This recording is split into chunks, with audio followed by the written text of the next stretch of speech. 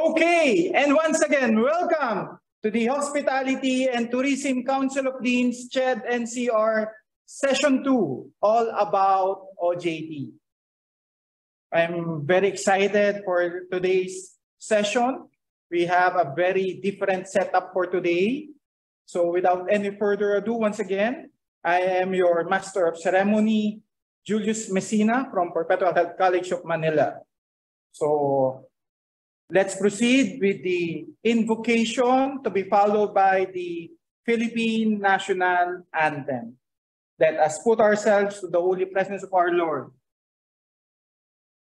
Let us bow our heads and put ourselves in the presence of the Lord. Dear Heavenly Father, we thank you for gathering all of us today.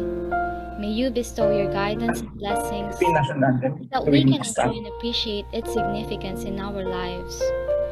Bless everyone who are present here today, that each one of us may be able to share our knowledge, understanding, and wisdom for your glory and honor. May the various activities related to this event be a success through your intervention. We all ask of this in the mighty name of Jesus. Amen. Mga kababayan, ang pambansang awit ng Pilipinas.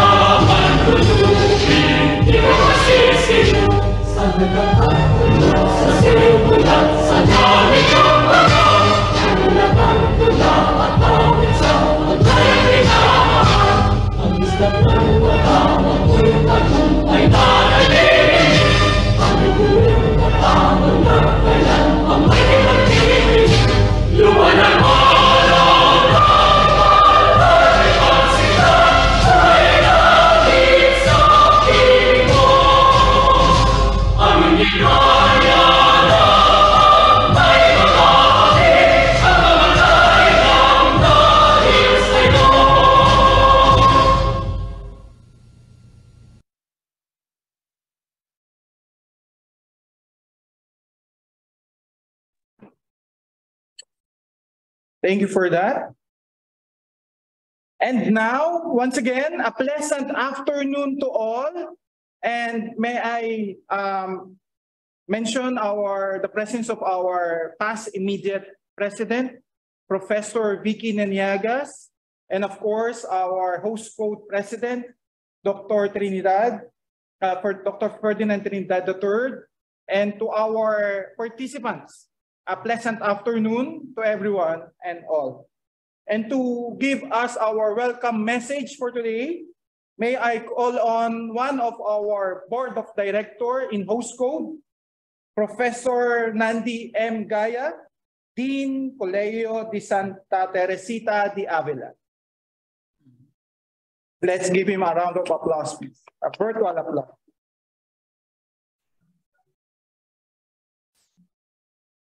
Hello, good afternoon, everyone. Am I audible, Sir Julius? Yeah, good afternoon, sir. Good afternoon, sir. All right. Yeah, to all our esteemed colleagues in the academe, deans of hospitality and tourism management from different NCEIs in NCR. We have the program heads, professors who are with us virtually this afternoon. My fellow board of directors and officers of the Hospitality and Tourism Council of Deans, or host code NCR.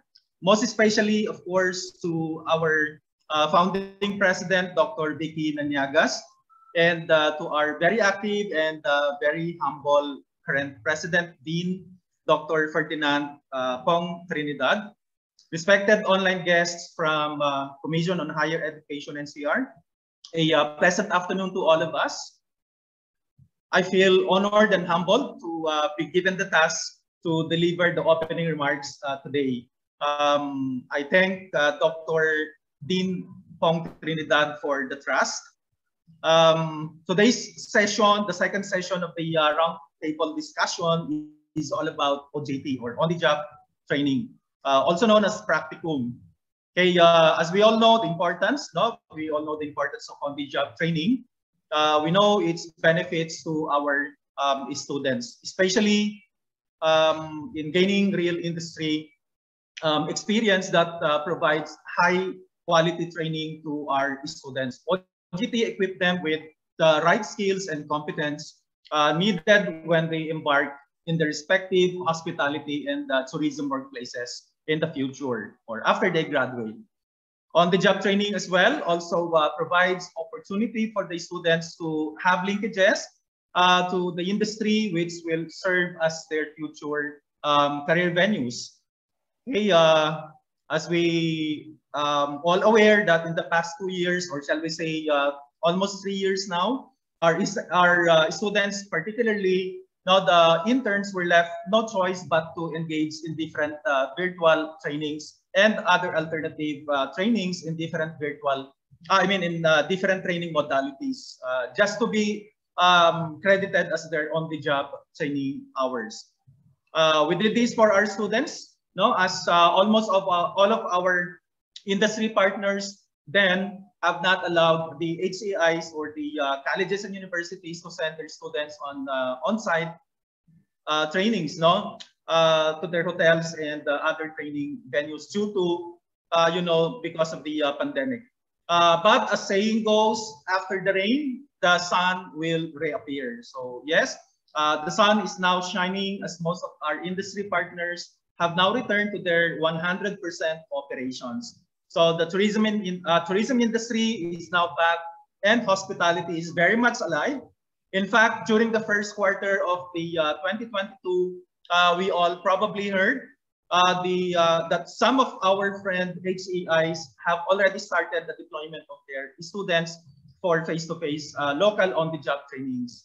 Some of those HEIs, like colleges and universities, are actually with us today. Okay, they are represented, of course, by their respective deans, who are also our fellow host code officers and board of directors as well.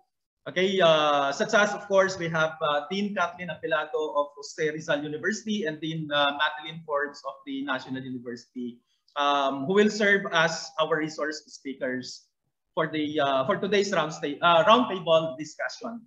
Okay, we are very fortunate that they will be sharing with us their experiences, their best practices, and procedures during the post-pandemic face-to-face on-the-job trainings of their students.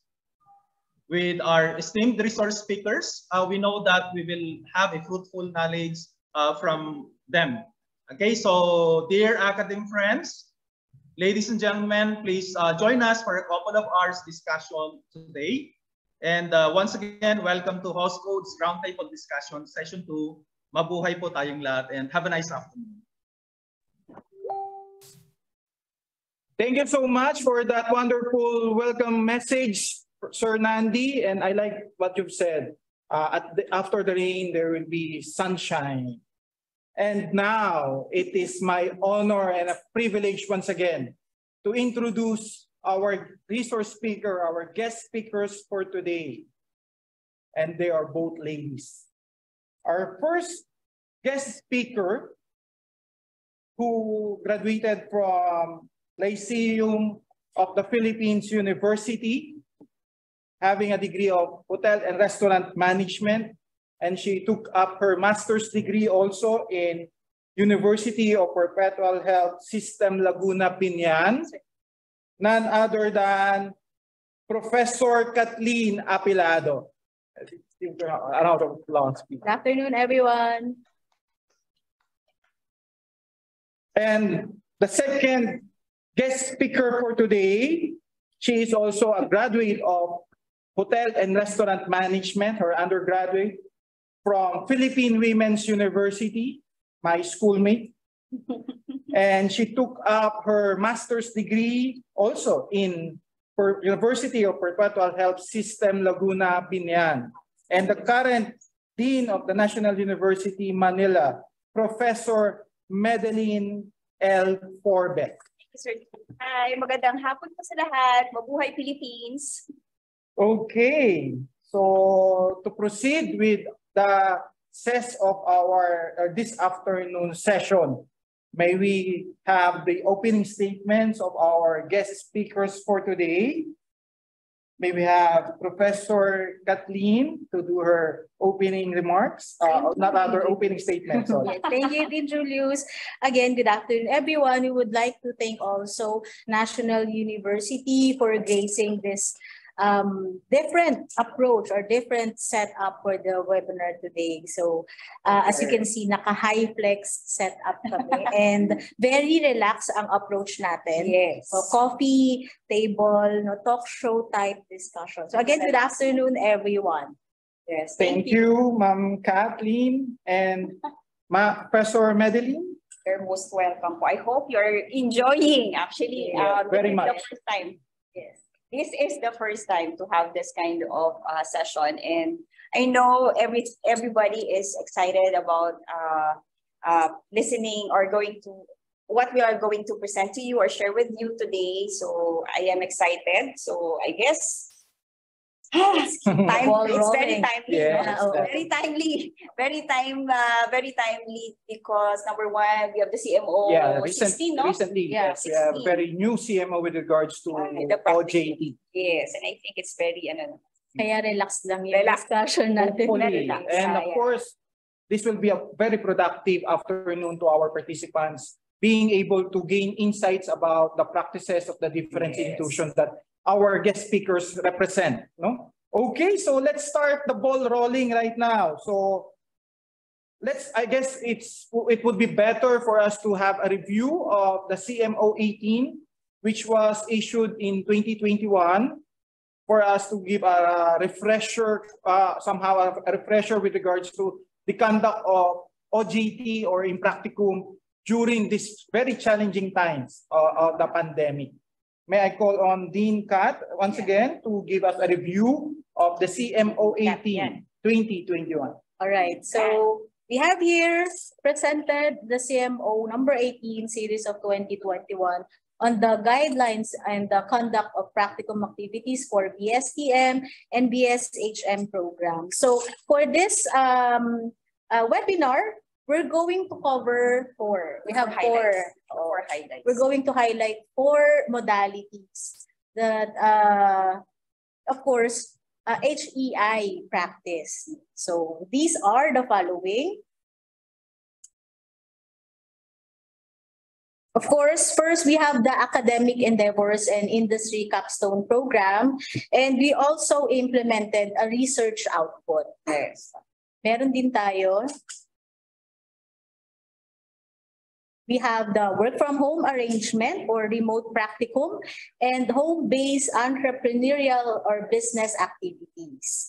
Other than that, Dean Forbes? Yeah, Dean Kat, actually, isa yan sa mga pinaka-highlights. The number 3 options or modalities that the CHED as part of the requirements is the e-modular and the virtual assisted programs. And of course, the most challenging of all is the fourth one, which is none other than the limited on-site practicum activities. Exactly. No? Because number one, we have to follow the IATF guidelines. Sa lahat ng modalities, siya yung may pinakamaraming requirements. Kasi you still need to consider yung policy na IATF. Yes. Diba? And that also be later, I think. And it varies in every town or city. Yes, exactly. Kaya that is why part of the requirements, if we're going to offer the limited on-site practicum activities, the number one is there should be a dialogue, no, between the host company and the HEIs. Ayan. Kaya sabi nga namin, sa sa apat na ino-offer natin, yan yung talagang highlight, kumbaga. Okay. So with that, with the review of that CMO 18, Okay, and the 4 modalities. From here, medyo na-preview na natin yung what were the challenges during this time, especially in your institution. I think I forgot to mention a while ago, Dean Kathleen is from Rizal University. She's the Dean for the HRM. Thank you. So, what were the challenges? Yes, I would like to share the challenges. The first lockdown kasi, it fall during summer term. So, we offer summer OJT that time. So, wala pang mga announcement, wala pang shed COVID memo and all. So, some of the students expressed that they don't like to enroll OJT. Kasi lockdown. So, parang, even if we also did the meeting with the parents and the students, ayaw talaga nila for safety. So, yun yung isa sa challenge. And another one, hotels kasi naging quarantine facilities. Restaurants, yung mga previous partners natin. Some nag-close, some operated na deliver lang. So wala talagang madedeploy yung students natin. That's one of the challenges. The first challenge that we experienced, besides the IATF policies. Yes. What about in NU, in Medelene? Grabing challenge mo, Kata. No, actually, sa amin, when that CMO was released, that was, I think, if I'm not mistaken, it's between October or November of 2021. And of course, our calendar is different. Yeah. We are in a trimestral calendar. So, yung October na yan, that is in between end of first and coming of the second. So, and our practicum that time would to the third term, which is in March. So, ang isa sa mga tinignan namin challenges dyan is, of course, it's a full online pa rin. So, how are we going to disseminate this information? Alam naman natin na pag online, hindi mo lahat makakapture lahat ng mga estudyante. So, isa yon. So, what we did talaga, number one, is to have an initial survey. So, as part of that. And of course, tama si Dean Kat. Sa 4 na na-discuss natin mga modalities, ano kaya doon yung kakagatin, no? Or yung kakagatin talaga yung mga estudyante natin, especially, of course, the parents, parents' concern. At that time, the highest concern of the parents would be about safety of course. And security. Yes. So from there, later on, we will discuss part of our best practices. Kasi yun talaga ano ang pipiliin, ano ang komportable ang magulang, not necessarily just the student. Tama, stuff. So, isa yan. Kasi, number one, you have to tailor fit Yes, exactly. You have to tailor fit. It's not just because the CHED already gave us the guidelines. Hindi lang naman pwede. It's not that easy. You have to tailor of your students. Yes, exactly. Remember, we have different markets. Yes. So, they are not all capable financially. That's one thing that we need to consider. Yes. Very challenging yun pagpunta sa exactly. Isa talaga sa challenges. Meron pa Kung ang mga students natin wala naman sa Manila, because of lockdown, lahat or majority of them nag-uwian sa mga projects. Exactly, yes. Kaya, that's one major challenge, no? Yung disperse ng students natin, going back to their hometowns, and at the same time, of course, the capability to able to enroll or avail of the virtual OJT being offered by our industry partners as well. Any other challenges that you've encountered in JRU, ma'am? Other than the safety, IATF policies, yung worry namin is the enrollment. So sabi namin, if 50% will not enroll, ilang students lang yung mag-enroll ng OJT. So are we going to open it? Kasi di ba we have numbers or limit talaga of everybody. And at the same time, some schools, they deferred the offering of OJT. Definitely. But again, a while ago, we're having our rehearsal, so this came up, no?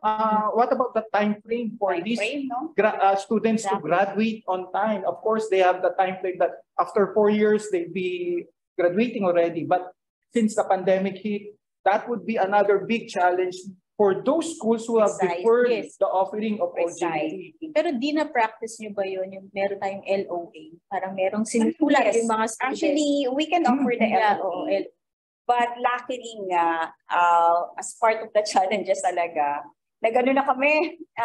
Talagang, kung ako ang estudyante, ano ang gagawin ko? Kasi we have to feel if I'm a student, will I grab this, grab that modality? mga options, Yes. di ba? So kung ako, kukuha ako ng research, sabihin, magaling ako sa research. That's important. Okay. Business plan.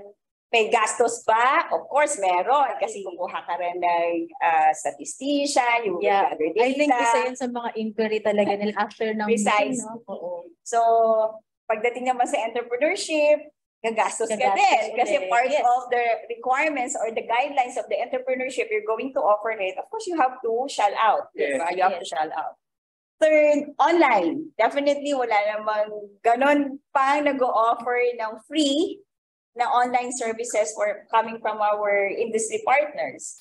So again, those are the pros and cons na tinitingnan namin. And of course, lastly, the challenges of getting, if in any case, getting the face-to-face. Number one dyan, ang challenge for me. Grabe.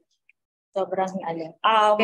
The LGU permits, Dean Kat, I guess not just the LGU, but even the industry partners themselves. Because for them, when it comes to talk about liability, if they go to cater the student, what if they became positive during their duties? So going on duty on person is totally not a consideration during these times. No? Yes. Okay. Kasi, Yeah, there's a big challenge with regards. So now, moving on. So I guess, how did we cope up with all of these challenges? We're now going to lead to our next segment of our discussion. What were the best practices in coping up with these challenges from our invited guest speakers with regards to their institution's response to in coping up with these challenges? May we have Dean Medelene from National University. Ano ba yung ginawa natin? Best ginawanan practices? lang Yeah. No, actually, ginawanan lang bigla yung best practice. Kasi, in there, done that. Yes. Since And we are sharing na nga. And this is a good time that you're able to, of course, Pwede di ba? ba i-share Align yun? movement, di ba? Pwede ba i-share na before natin i-implement, kahit on our own talaga, nag-message na tayo eh. Yes. Basta, may ginawa niyo, paano yung approach? Precise. Yes, Yung that's open correct. communication, I guess, Yes. with the fellow deans that we share na yung mga best practices din namin kasi magandang opportunity. But Yes. for us here in National University, one of the best practice talaga is we anticipate what would be the possible how do you call this, yung mga possible scenarios, no?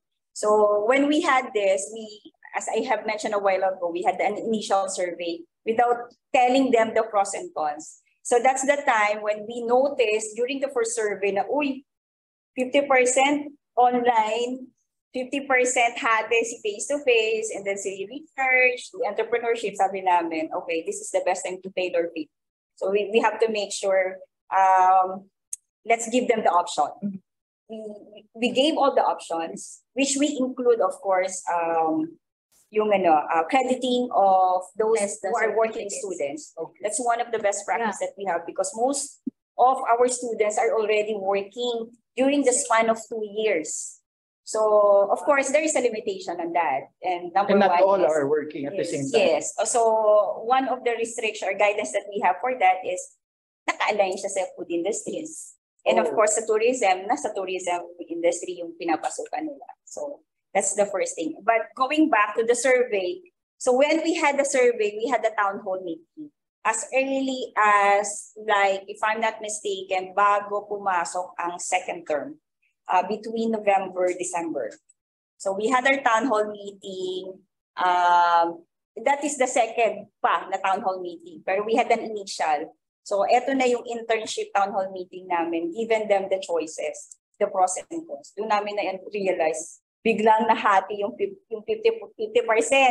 Na lumaki yung So they shifted They shifted more another on the option. online kasi Okay. nakita nila yung opportunity na takot sila eh. Because our third term falls during the preparation of election. Okay.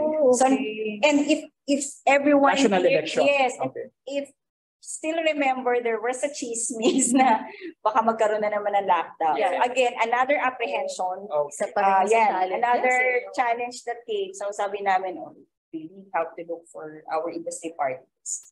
So yun, we came with best practice talaga namin. Mabilis yung Anticipation. Yung anticipation. And of course, tailoring Our program chairperson, our practicum coordinators, talagang isip-isip, Yes. and then tawag lahat sa mga industry partners. So from there, luckily, siguro nung inopen namin yung program, we're lucky enough to be part of the bubble program. That's the bubble program that was offered by Pico de Oro in Batangas. That's nice. No? Yes. So what's the bubble program all about? So there's a selected students who took the risk actually. They took the risk of being in the bubble internship program kasi talagang walang labasan yan. Yeah, exactly. Volunteer yan. Walang pilitan. And it's a good thing their parents are open. Yes, With the precisely. idea of how many months to stay in the bubble program? 3 months. Yes. Imagine. And this is in Pico de Pico de Oro, Oro. Batangas. Not just in the vicinity of Manila, Yes. outside Manila. Outside Manila. Ang pinakaano dyan talaga, we had an orientation with the students who, of course, who submitted, who passed the interview, together with the parents. Kasi number one, it's very, very critical of having this internship program. Kasi, again, highlight pa rin si COVID. Yes. Yung safety talaga. So, it's not just about us who took the risk, but the students who took the risk. Kasi we gave them already the concept. And sige, hindi kayo makagraduate on time. What if magkaroon ng lockdown ulit? So, ipupull out kayo. Pero meron kayong mga like filtering of students. Yes. Like, are you immunocompromised? Yes, definitely. Yeah. That's part of Somewhat the like requirement. physical examination. Yung health, psychological. Mas lalo It's a good thing, no? You Yes. consider that one. We consider those. Kasi maraming nag-try na pumasok doon sa bubble program. But of course, the bubble internship program is limited. So selected yung students. So kung hindi naman kami lang yung namili, it was Was the there a establishment. fee for the bubble No, program? it's free. Wow. So Yun yung maganda So, doon. that's it's free. They totally stay, free. if you will notice, Board and lodging. board and lodging. It's very nice Aside from program. the tip that they're getting. Kasi sumakto yan ng summer. So hopefully, during this time, it's a bit lax already with regards to IITM IITM. restriction. That was Since they are kasi already ano siya earning eh, some April, tips. May, June. Yeah, medyo nag-lax after lalo na nung election. Yes, So kaya nakabisita kami. I see. So we have to, as a part of the guidelines, before and after, You need to we went to Pico de Oro to check. Kasi syempre, aside from taking the risk, you have to, If I may ask, ma'am, who introduced the concept of this bubble program? Was it the industry partner, Pico de Oro, or you as the institution? when Pico de Oro actually offered, because it's part of the SM company, Okay. so we're really fortunate. The good thing Or- about having a... We're really fortunate to be offered. Actually, they're not just offering it to us. Yes, Kasi talagang It's open nag-ano to sila eh. other schools as Ano, well. They also offer in especially JRU. within the I see. Batangas. They also offer in JR. Within the Batangas kasi yung pinaka para location. So mas preferred nila yung mga taga Batangas. Yes. Yun yung sinabi namin sa mga bata. Gusto nyo ba malayo to, 3 buwan to, walang labasan, uwian. So that's the same questions that we asked to the parents. Kasi hindi pwede silang bumisita. Exactly. First time. Bubble. First time. So, ang nakakatawa dyan sa bubble internship program, yung mo mapapansin na talagang hindi sila pasanay on the first 2 or 3 weeks. So there's a lot of talaga. adjustments There's a- coming up from the restriction, lockdown, and then all of a Sabi sudden, I'm already on duty. Oo, sabi niya, hindi magkakasakit po yata ako. Sabi niya, Nag-adjust yes, talaga it's okay. At least they knew already. What's I the see. real, di ba? Yes. Set up in the industry. Sabi namin, alam nyo na, kaya pag nagsasabi sa inyo mga teachers nyo, akala nyo madali lang ayan ang reality. And that highlights really the need for an actual OJT, not just plainly virtual. What about in JRU, ma'am? Yes. What would be your best practices in response to these challenging times as well? As mentioned by Dean Forbes, we have students kasi residing also sa mga province. So like sa Batangas, kung malapit sila sa Pico de Oro, they also got the chance to apply sa Pico de Oro since nandun na sila. And also, we conducted orientation with them. For the students from Manila, we offered a less cost. Very minimal yung cost for the international certification. So for the international certification, they are required to take the certification in hotel industry analytics. So professional certification in international. And then after that, we also have the collaboration with DOT on the SOP program. So remote OJT siya din. So ang nangyari, we have like 4 to 5 resorts from other provinces to other regional areas na nag-accept naman sila ng mga remote OJT. So more like marketing. I envy your school, ma'am. Yun yung free. We were not invited or we were not part. The challenge there, nung ni-launch si VSOP or DOT, nung nilaunch si DOT or VSOP or virtual soiree on practicum, we offered our OJT per semester. And the implementation of DOT VSOP, second semester na. So nagre-refer na lang kami ng ibang students from other schools. So, yun yung ginawa namin ni Dean Forbes. Okay. Dean, ito yung contact namin sa VSOP. DOT. Yun yung medyo maganda dun sa virtual. Kasi it's free and may collaborations. But it's under national government who sponsored that one because as we all know, majority of this virtual training have a fee. Yes. Totoo. And luckily, DOT offered it for free. Which is true. Kaya lang yun sa amin. Since late na namin na pag-usapan ni Dean Kath yun, what we have is, of course, we venture with other industry partners that we have, like actually, of course, very limited din naman yung makikater ni DOT, not all of our students. And at the same time, I guess they're considering participants coming from the different institutions as well, HEIs. Okay, that's very nice as well. And from here, you could see to our dear participants, no, you see the importance as well of, for example, our organization, Host Code, no? The network of the different colleagues that we have here, so they could share information.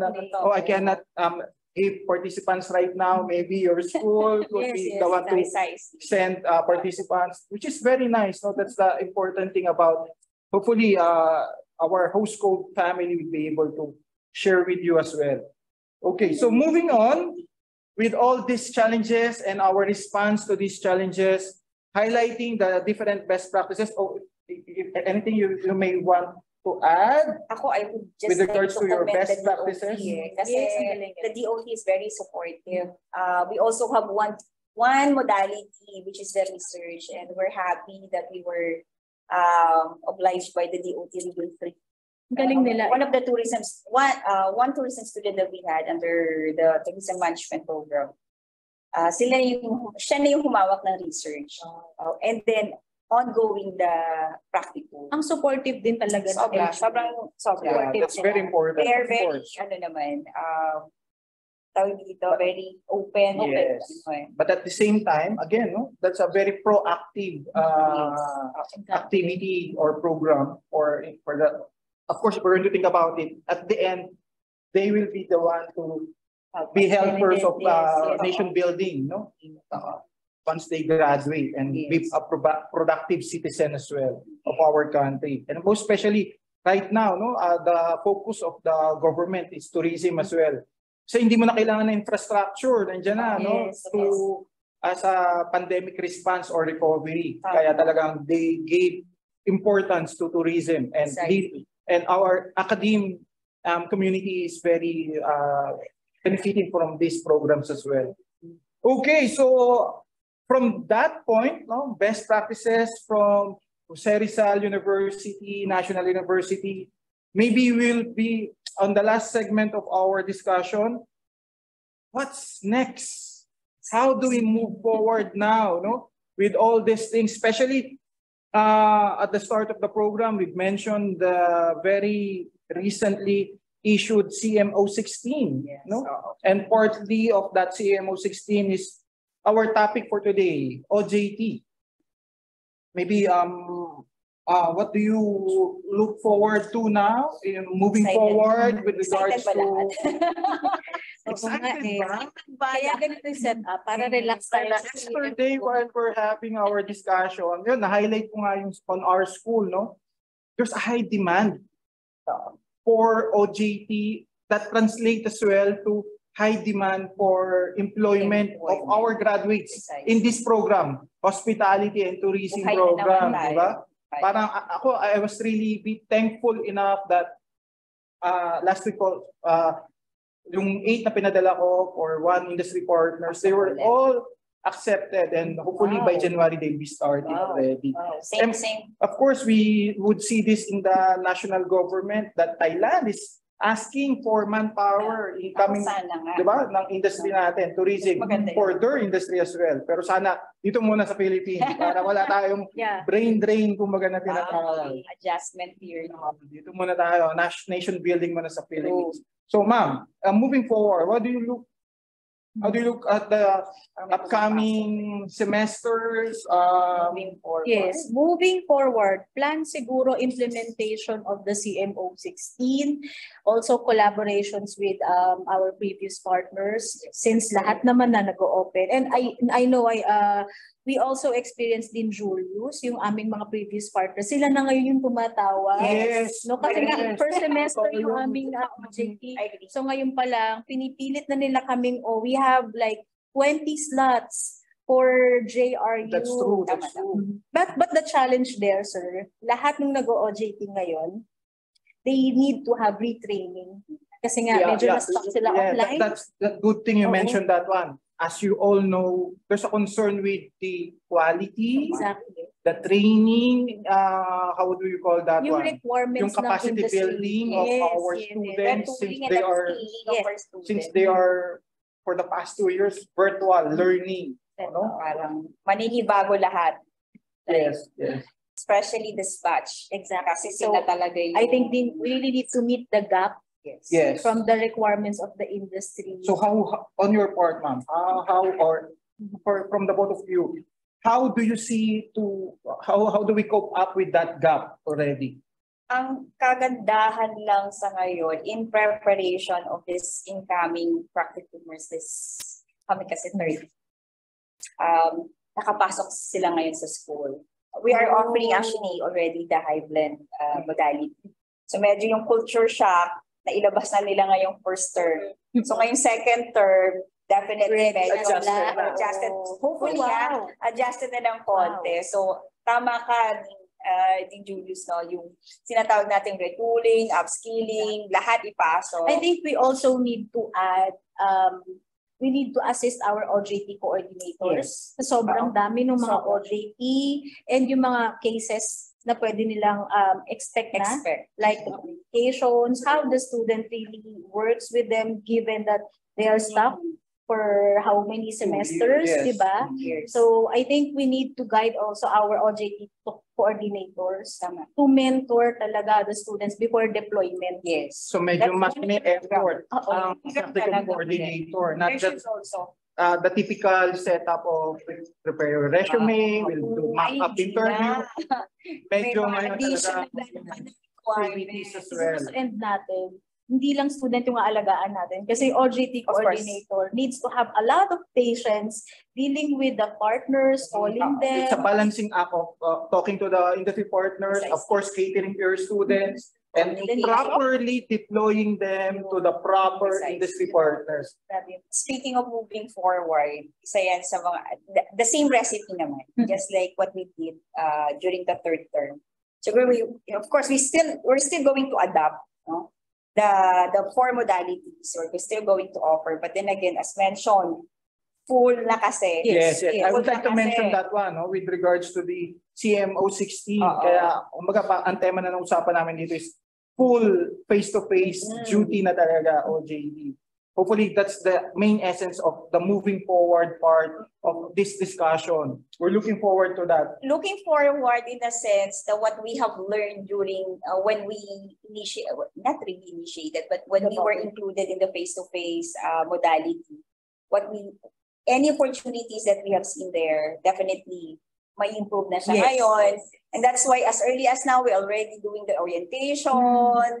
We're opening again, as mentioned, yung mga industry partner natin, natawag na. And also, we can already distribute, no? Again, Ganda. ito na naman, aalamin mo na naman, location ng students, Exactly. the Profiling. and ano pa ba? Pangatlo, syempre, mindsetting ng bata. Pero Jean, meron pa rin mga parents na they opted to have a full online. Kaya medyo ito yung isa sa mga discussion during the orientation that the parents should know that it's The importance of having a face-to-face exactly. OJT. we have to face the reality. We have to face the challenges now. Kasi kung what we will do now, kung hindi natin siya i-face today, what will happen to the future? Exactly. So, in moving forward also, That's the importance of having din ng the parents should really be involved yes. when it comes to orientation. Yes. Kasi dun sa orientation papasok yung concern nila with regards to safety. At least we can hear their thoughts. Based from my experience, there was one student na ayaw ipabaksin yung anak niya. Meron talaga. Yes, meron. Religion, medical reason. But hopefully, through our discussion, I was able to convince her, although silang both parents don't like to have them vaccinated. Pero later on, yung kid nila, at least yung daughter nila, sabi ko, ma'am, pag nag-OJT rin kasi yan, yun din yung basic requirement right now. That's an add-on requirement when they will be deployed. Exactly. Hindi lang yung qualifications na ito na marunong na sila eh. But the vaccination is now another thing of requirement. Of the industry. Yes, of the industry and other establishment as well, even if they're going to dine in or sometimes. Just to share din, Julius, we attended an orientation from Marriott. Isa na po yan sa requirements. Yes. At least may booster. Exactly, not just the first two vaccine. Booster. Sa school kasi kaya pa dahil because of our shared memorandum. But in the industry speaking, no exemption. It's a requirement. Yes. I guess. So, any final word? Final word. I think for everyone who's in Zoom right now, if you're an admin or a faculty who can assist our students, or you can assist our coordinators or fellow deans or fellow administrators, the main important thing there is the collaboration. Tulong-tulong talaga. Tulong tayo ngayon. Hindi pwedeng kanya-kanya mo. No one should be left behind. Yes. And this is the essence of this session today, of being able to collaborate with each other through this roundtable discussion of anong ginawa mo ngayon, how do you do these things, di ba? It's a sharing of information and practices. Sharing of information is very, very important, especially nowadays. I know that the pandemic is still not yet over. We may be able to face challenges along the way, especially now that we are going to that full modality on the internship program. So the best is open communication, collaboration, and good luck to everyone. Good luck to us all. I know. It's another challenge that, again, sabi nga natin, minsan, gaganunin mo na lang eh. Yes. Ay, nalagpasan na pala na. Just be positive about it. And at this point, I would like to congratulate everybody for being able to really be able to cope up with this situation. Sobrang challenge yan sa atin. Yes. And so now, we'll proceed to hear out as well our dear participants. We'll now proceed to our open forum. You may throw in your questions through our chat box. And may I call on my co-host for today in this open forum. Once again, may I call on Professor Nandy and our technical team. Can you assist in monitoring our questions in the chat box? So I hope that, ayun, so while our participants are still formulating their questions, no?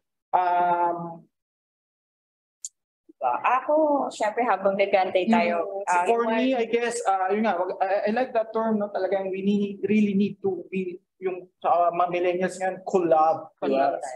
That's very important. Collaboration. Yes, and of course, no, with our industry partners and with the Thank you academic sa ating mga industry partners talaga, sobra.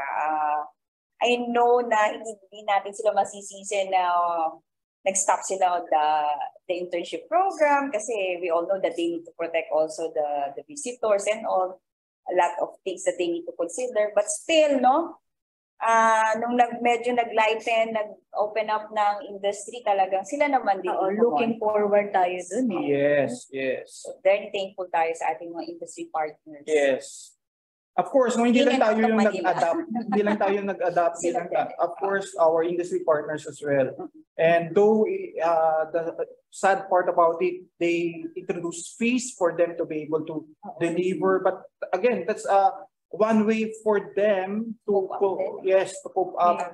And sharing of their retooling our students. Although it's virtual, they were able to establish programs to cater our students. I think in Julius, another one, we need to wait for any announcement from SHED on the international OJT. Yes. Kasi wala pa eh. Standby. No? So, right now, wala pa. Thailand, no, wala pa. Yes. Although, to be honest, some schools are already preparing pala. So that by the time SHED gives a go signal, then yes. Naka-line up na yan. Ako, mga excited na po. Proactive tayo talaga lagi. That's very important. We cannot stop our student venture out. Yes. Again, nandito naman ang host code. If they have questions about OJT, we are open to share naman. That's the rule of host code. We will be the one to echo whatever is needed by our colleagues in the academe, no? And both ways, from the industry, from CHED, hopefully, host code will be the one to be the role or the bridge with these industries and at the same time, agencies as well. I guess there's no question as of now. Okay. Anything regarding Dean Julius? I think there's no questions yet. Dean Gaya, meron yata dun sa chat ba? Right. I think there is one here. Go ahead. Okay, I would like to read this one from Kenneth Florendo. I don't know which school is Sir Kenneth. Any feedback regarding the competencies of the on-the-job trainings fresh from the pandemic? How are we going to address some deficiencies? Yes, there's definitely a gap with regards to these students, no? Na for the past 2 years, everything was delivered virtual. Sige, siguro I can answer that kasi our students who had the chance to do the face-to-face.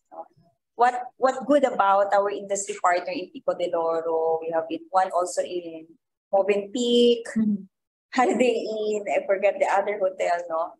We ask the feedback of what our students are doing.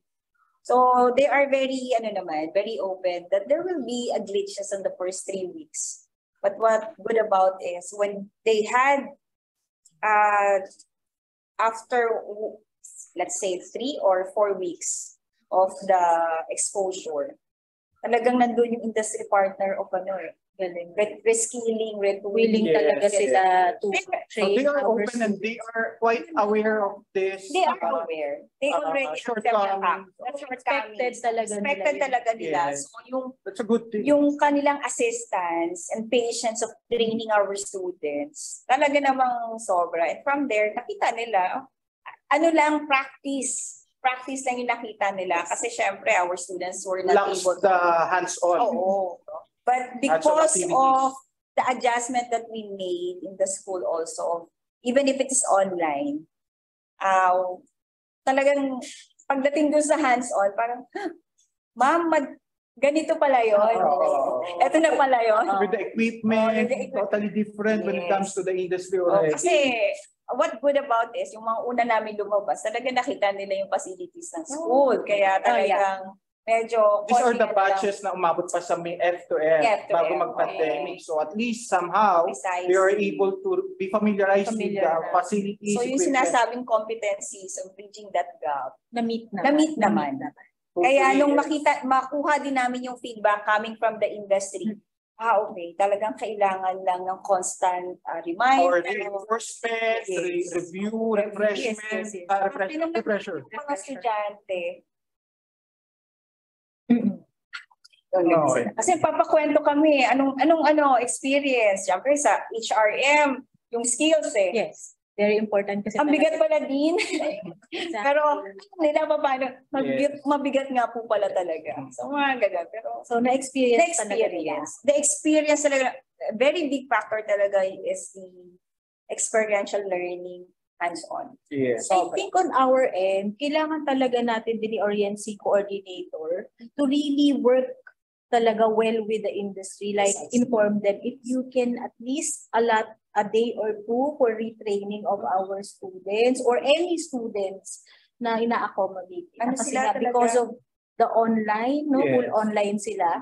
So we can also talk with the partners to retrain them. Ano naman, parang handa talaga si industry natin na they're expecting. They were able to anticipate these things. Anticipated na medyo may konting may konti naman. Yes. Kasi I believe naman that as educators, we already gave them enough knowledge in terms of the theoretical and some of the kaya nga din nandun sila. They really need to learn more. And then important thing, based from your answers, is that the communication between the industry and your institution. Yes. Kasi from their end, they're the end user, diba, the end part of their training. So sila able to evaluate the needs talaga. If there ever be a gap, so they will be the one to tell us what are those gaps, and we in the academy will be able to address those things as well. No? But again, with all of these things head on, a while ago we were able to discuss as well, ma'am. No? Although I know ito nga yung pinato kong question in our resource speaker today. Yung reinforcement na gagawin natin, extra session, activity, would entail, of course, a little cost. A little. I guess that's one thing or one option for us to address that gap with the industry needs. No? Na for virtual, kailangan na hands-on. So the school could do remedial, parang remedial. Or kasi di ba, Dean's TESDA is now open. At the same time, yes, we can now restart and reconnect with them. Yes. So pwede din natin siguro. If I make sure our school is being asked by a TESDA, they have a scholarship for free. From time to time, they have been asking group of students that they will be undergoing training under them. So tutulong si Dean Julius sa It's hitting two birds, na-address na yung gap, na-address pa din yung NC certification. Siguro I can add up yung during mga, di ba, naka-webinar, hybrid, we invited kasi practitioners. Yes, that would be good as well. Yes. Kasi at least they can give us the insights of what is happening in the industry right now, the adjustment and everything. Maganda. Actually, Dean, ang maganda doon, we can also invite successful alumni. Yes. Diba? Sila yung mga invite natin. Well, no? Giving back. Tama. Some of our successful alumni, sa amin na rin pumukuha ng graduates pag sa OJT or employment. Kaya collaboration. Yes, that's very important. Yes. Any more questions, Professor Nandy, from our chat box? Sir Nandy? Yeah, Sir Julius. Julius, I think I'm not seeing questions anymore here. Yeah, but I just want to add, maybe if I may, I have actually posted a comment here. I think this year's OJT is very timely, as most of the industry partners are starting to hire people, starting to hire employees to for them to replenish the vacant positions that they have in hotels, restaurants, and other industry. I mean, in other sectors, in the hospitality and tourism. So it's a good opportunity for our OJT, for our students, that even if they are still finishing their academic requirements, some of them are already hired doing their part-time jobs in Yes. I agree. hotels. And that's very surprising, di ba? Na parang they are not that graduate yet, but at the same time, they are being employed right away. That's music to our ears. Exactly, ma'am. Wow. So wala na yung concern na would there be a concern with our employability of our graduates? I guess obviously no. Our industry, tourism, hospitality is bouncing back with the requirement of our graduates for their manpower. Exactly. Okay, so I guess that ends our discussion for today. Okay, thank you so much with our research speaker, Dean Kat and Dean Medelene. Our pleasure. We'll now proceed with the awarding of certificates. And it's my honor to read the citation for the certificates. Hospitality and Tourism Council of Deans, CHED NCR, host code. This certificate of appreciation is awarded to Professor Medelene L. Forbes, Dean, National University, Manila, College of Hospitality and Tourism Management, Professor Kathleen Apilado, Dean, Rizal University, College of Hospitality and Tourism Management, for imparting their invaluable knowledge and expertise as guest speaker during the roundtable discussion series, session 2, all about OJT, held on November 25th, 2022 via Zoom application. Signed, President, host code, Dr. Ferdinand Trinidad III. Thank you so much, Dean Kat and Dean Medelene. Thank you. Thank you. Yes, very much, very much. Here to help everyone. So again, collaboration. Yes.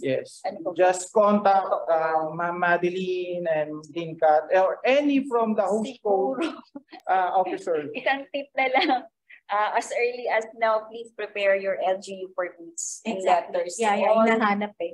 The LGU municipalities. Kasi talaga ang challenge is the feedback. Kasi hindi naman pagka-submit natin ng LGU permit, okay na. We need to have, of course, the signatory and their approval. So yan, isa yan sa mga pinaka-unahin natin, yung LGU permit. So yan. On my part, I guess, add-on lang din, yung MOA natin with our industry. MOA din, of course. Okay? So right now, yun yung pinaprocess ko in preparation for my deployment for January, second semester. Good luck sa lahat. Yun po. And now, may I call on, once again, one of the officers of host code, the secretary for host code. She is the program chair for BS Tourism Management in Iris, Manila. May I call on for the closing remarks, Professor Perlita M. Malyal. Okay, good afternoon, everyone. Good afternoon. First and foremost, hello, can you hear me? Am I audible? Yes, you are audible, Ma'am Pearl. All right.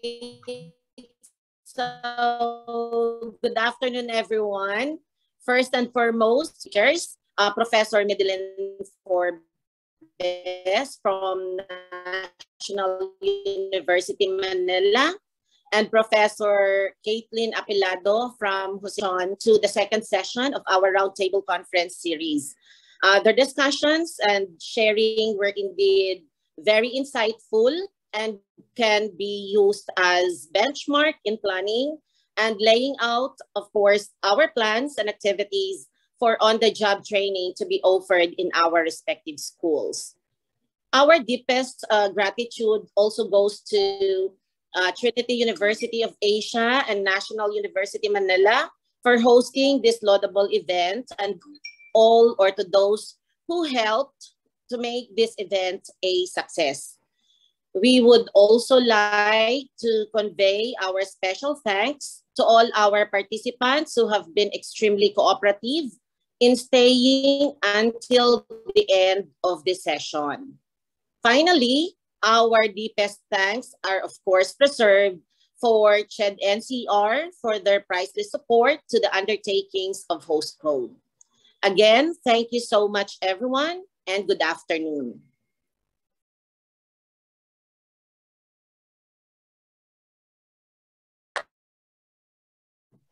Julius? Okay, thank you for that closing remarks, Ma'am Pearl. Nice to see you once again. And if I may ask our technical team to proceed with our photo opportunity with our participants. Do they have the access already? Yes. Tech team, can you just advise us if you're ready for the photo ops, and may I request our participants to turn on your cameras?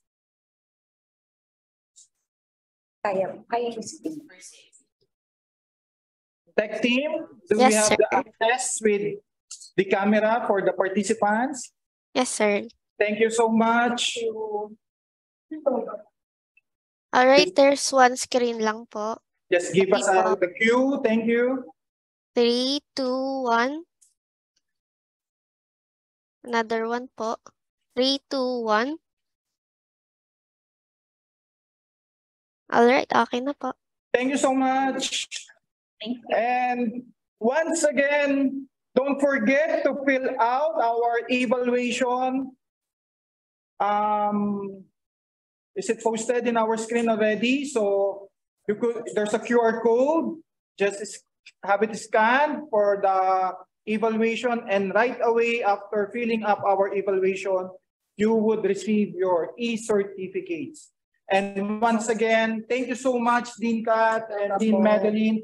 And thank you, NU, for the wonderful venue and for the technical staff of NU and from Trinity, to our past immediate president and current president. Thank you so much for the support, and other officers of Postcode. Thank you so much. And most especially our participants for today. Yes. Thank you so much for the support as always. Watch out for next year's roundtable discussion. We have a very timely, once again, very timely topic with regards to gender and development. So we will be having that third session 3 of our roundtable discussion. Hopefully by January, we will be sharing with you the link in our fan page in Host Code. So without any further ado, once again, a pleasant afternoon. God bless. God bless everyone. See you.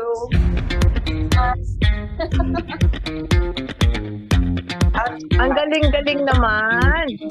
Hello. Hello. Hello, everybody. Hello, Ma'am Biggie. Hi, ma'am. Ang galing-galing naman. Galing-galing. Wow. Thank you po. Pwede na kayong kapihan sa Host Code.